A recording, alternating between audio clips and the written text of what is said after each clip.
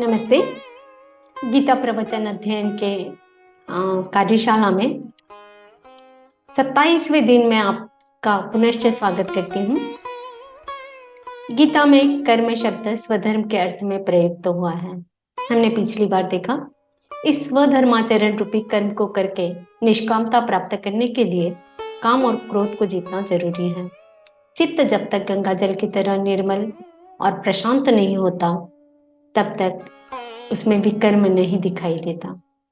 आज हम अकर्म क्या है वह देखने वाले हैं। तो विनोबा जी कहते हैं, कर्म के साथ मन का मेल जरूरी है। मन के इस मेल को ही गीता विकर्म कहती है। बाहर का स्वधर्म रूपी सामान्य कर्म और यह आंतरिक विशेष कर्म। यह विशेष कर्म अपनी अपनी मानसिक आवश्यकताओं के अनुसार भिन्न भिन्न होता है। विकर्म के ऐसे अनेक प्रकार, अनेक नमूने चौथे अध्याय में बताए गए हैं। उसी का विस्तार आगे छठे अध्याय में किया गया है। इस विशेष कर्म का, इस मानसिक अनुसंधान का योग जब हम करेंगे तभी उसमें निष्कामता की ज्योति जलेगी।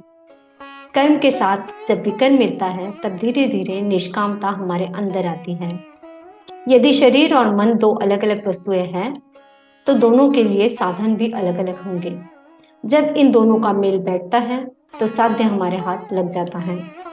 मन एक तरफ और शरीर दूसरी तरफ, ऐसा न हो जाए इसलिए शास्त्रकारों ने दोहरा मार्ग बताया है। भक्ति योग में बाहर से तप और शरीर भीतर से जप बताया है। भक्ति योग में बाहर से तप और भीतर से जप बताया है। उपवास आदि बाहरी तप के चलते हुए यदि भीतर से मानसिक जप न हो तो वह सारा तप व्यर्थ चला जाता है। जिस भावना से मैं तप कर रहा हूं वह भावना सतत अंदर रहनी चाहिए। उपवास शब्द का अर्थ ही है भगवान के पास बैठना, हमारा चित्त परमात्मा के नजदीक रहे। इसके लिए बाहरी भोगों का दरवाजा बंद करने की जरूरत है।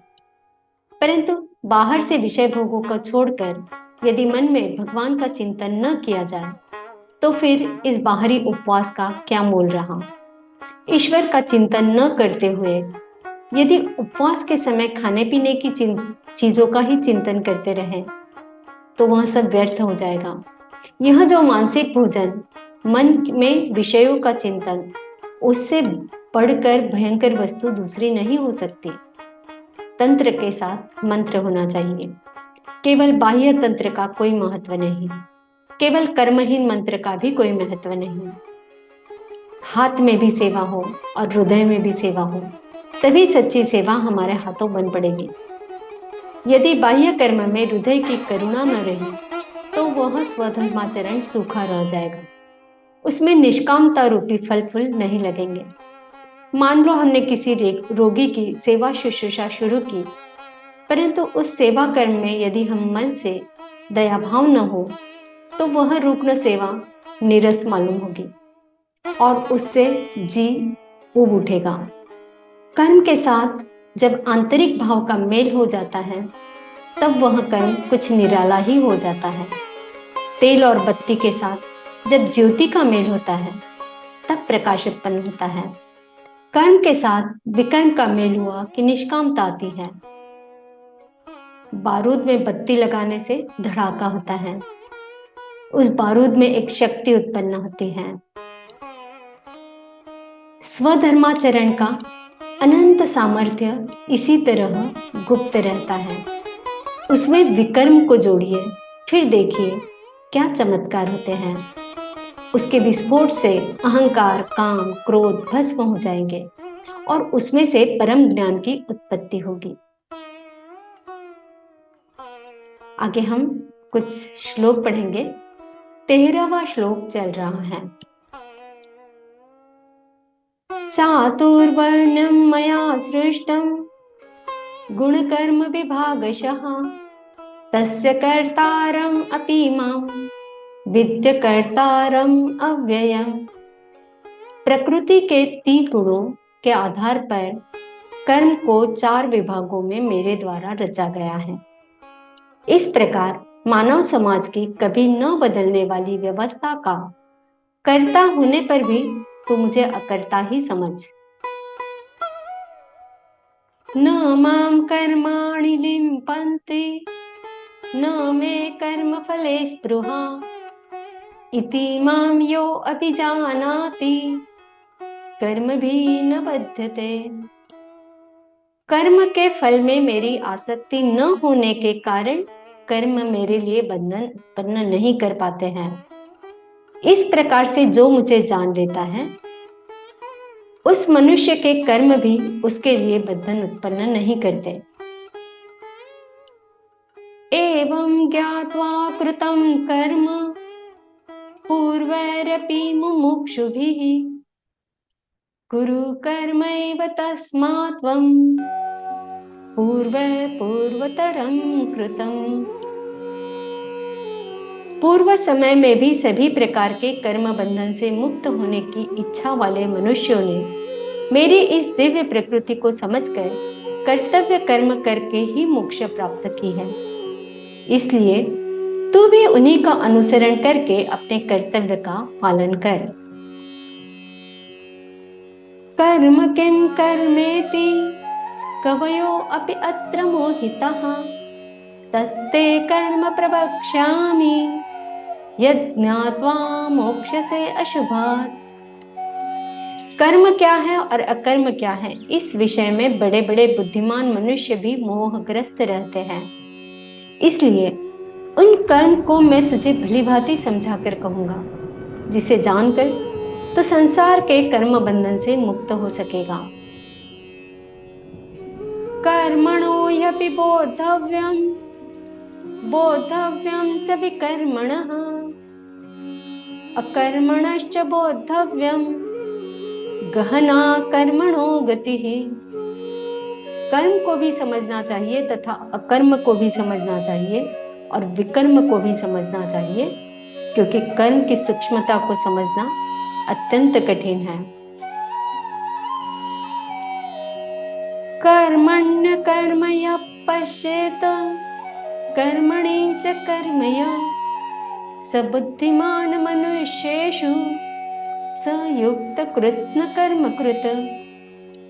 जो मनुष्य कर्म में अकर्म देखता है और जो मनुष्य अकर्म में कर्म देखता है वह मनुष्यों में बुद्धिमान है और वह मनुष्य समस्त कर्मों को करते हुए भी सांसारिक कर्म फलों से मुक्त रहता है।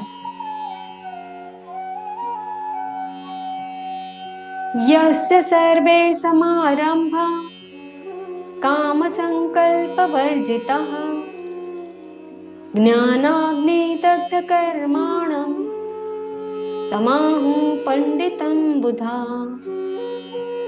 जिस मनुष्य के निश्चय किए हुए सभी कर्म कार्य बिना फल की इच्छा के पूरी लगन से संपन्न होते हैं तथा जिसके सभी कर्म ज्ञान रूपी अग्नि में भस्म हो गए हैं, बुद्धिमान लोग इस महापुरुष को पूर्ण ज्ञानी कहते हैं।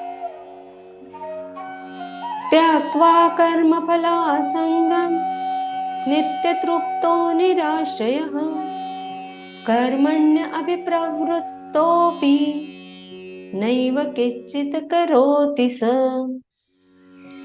जो मनुष्य अपने सभी कर्म फलों की आसक्ति को त्याग करके सदैव संतुष्ट और स्वतंत्र रहकर कार्यों में पूर्ण व्यस्त होते हुए भी वह मनुष्य निश्चित रूप से कुछ भी नहीं करता है।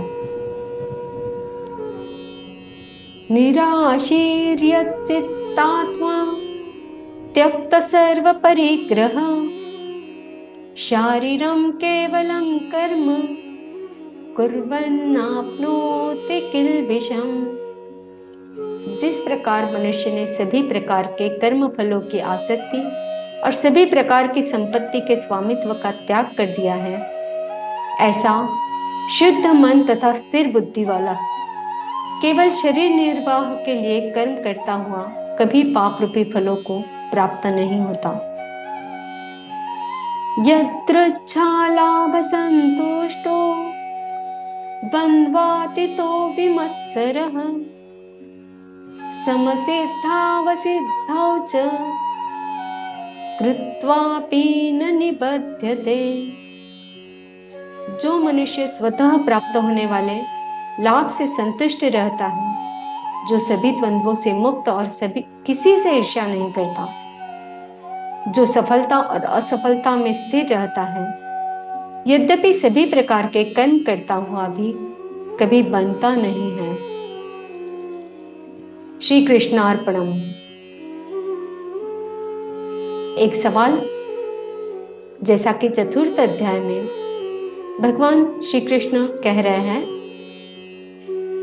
कि कर्म की गति काफी गहन है, तो हमें कर्म को अच्छे से समझना चाहिए, हमें कर्म को भी समझना चाहिए, हमें विकर्म को भी ठीक से समझना चाहिए, और हमें किसे समझना चाहिए?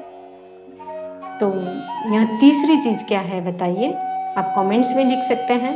हमें कर्म को समझना चाहिए, विकर्म को समझना चाहिए और को समझना चाहिए। धन्यवाद।